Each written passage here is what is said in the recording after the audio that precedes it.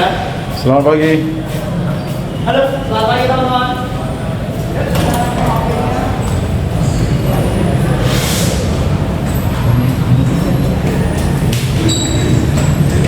Elvan.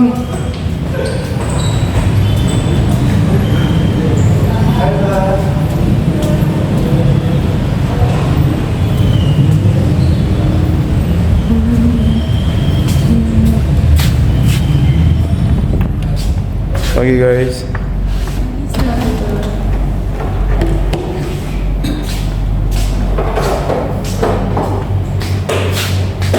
Pagi, Kelly, tim PPR.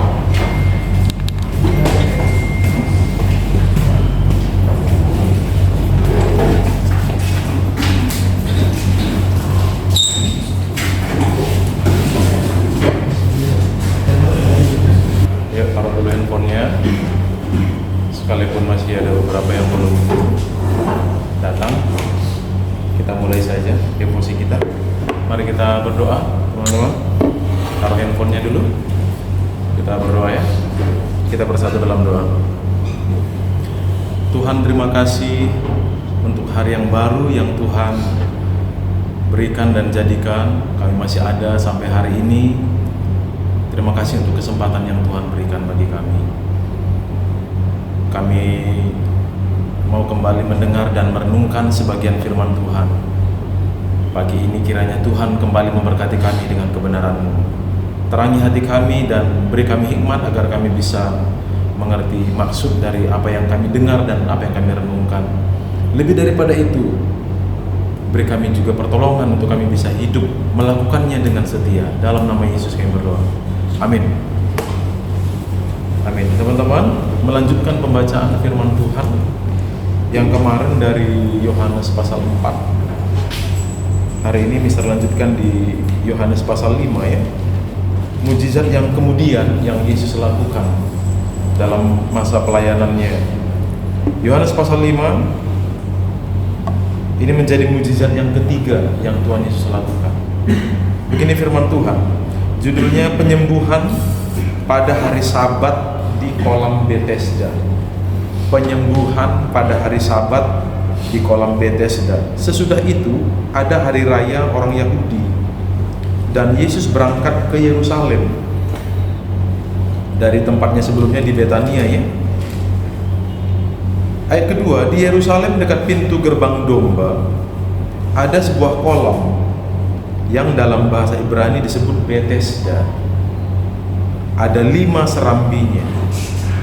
Dan di serambi-serambi itu berbaring sejumlah besar orang sakit, orang-orang buta, orang-orang timpang, dan orang-orang lumpuh yang menantikan guncangan atau goncangan air kolam itu. Sebab suatu waktu turun malaikat Tuhan ke kolam itu dan menggoncangkan air itu. Barang siapa yang terdahulu masuk, barang siapa yang lebih dahulu gitu ya, masuk ke dalamnya, sesudah goncangan air itu menjadi sembuh apapun juga penyakitnya.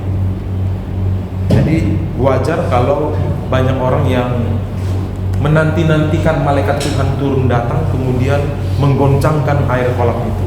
Sebab siapapun yang masuk ke dalam air kolam itu, sesaat setelah air itu digoncangkan, maka apapun penyakitnya sembuh.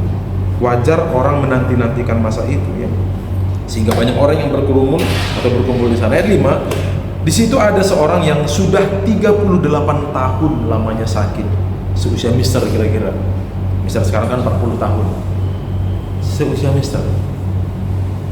Sekitar itu ya. Ketika Yesus melihat orang itu berbaring di situ dan karena ia tahu bahwa orang itu telah lama dalam keadaan itu, berkatalah Yesus kepadanya, "Maukah engkau sembuh?" Jawab orang itu kepada Yesus, "Tuhan, tidak ada orang yang menurunkan aku ke dalam kolam itu apabila airnya mulai goncang. Dan sementara aku menuju kolam itu, orang lain sudah turun mendahului aku." Kata Yesus kepadanya, "Bangunlah, angkatlah tilammu dan berjalanlah." Dan pada saat itu juga sembuhlah orang itu. Lalu dia mengangkat tilamnya dan berjalan. Tetapi hari itu hari Sabat. Ini masalahnya. Hari itu adalah hari Sabat. Bagi orang Yahudi, ada Taurat yang sudah disusun sedemikian rupa ada sekitar 613 mitzvot atau 613 aturan Taurat. Salah satunya mengatur tentang Sabat. Di hari Sabat orang Yahudi itu nggak boleh bekerja. Di hari Sabat itu salah satunya lagi nggak boleh mengangkat beban bekerja gitu ya. Ini seperti ini nih. Hari itu hari Sabat.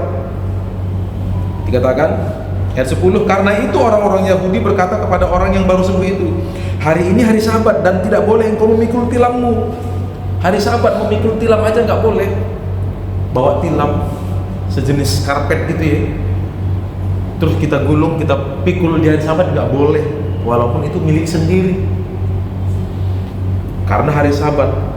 Ayat 11, akan tetapi ia menjawab mereka, orang yang telah menyembuhkan aku, dia yang mengatakan kepadaku, angkatlah tilammu dan berjalanlah. Mereka bertanya kepadanya, siapakah orang itu, dan berkata kepadamu, angkatlah tilammu dan berjalanlah. Tetapi orang yang baru sembuh itu tidak tahu siapa orang itu, sebab Yesus telah menghilang ke tengah-tengah orang banyak di tempat itu.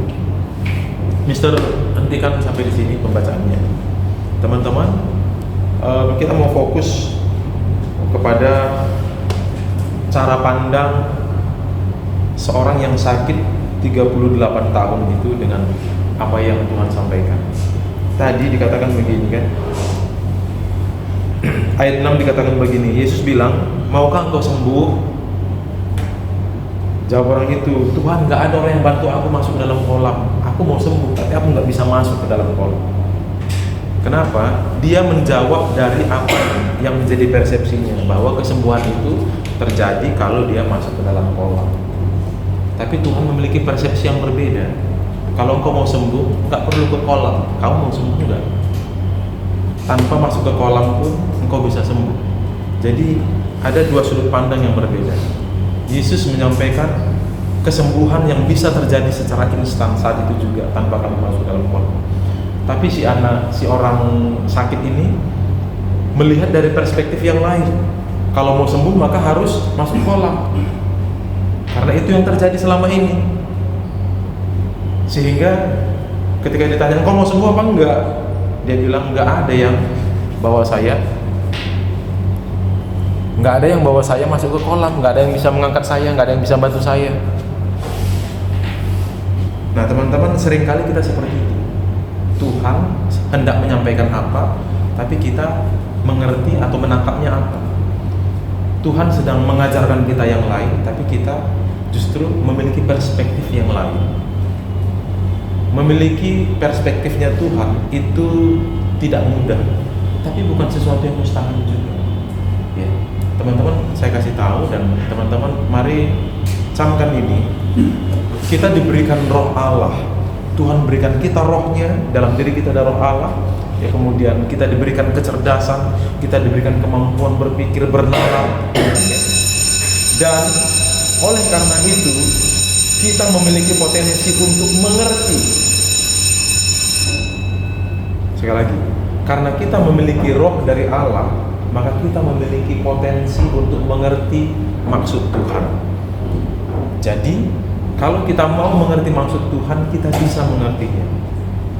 Apa kuncinya supaya bisa mengerti maksud Tuhan? Kita jangan mental block.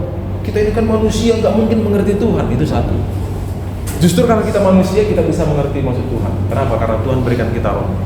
Yang kedua, selama kita mau belajar, Tuhan bisa bimbing kita. Belajar seperti apa? Belajar firman Tuhan. Dari situlah kita memiliki kepekaan. Mari kita berdoa. Tuhan, terima kasih untuk firman-Mu pagi ini datang kepada kami, mengajarkan kami untuk melihat segala sesuatu dari perspektif Tuhan.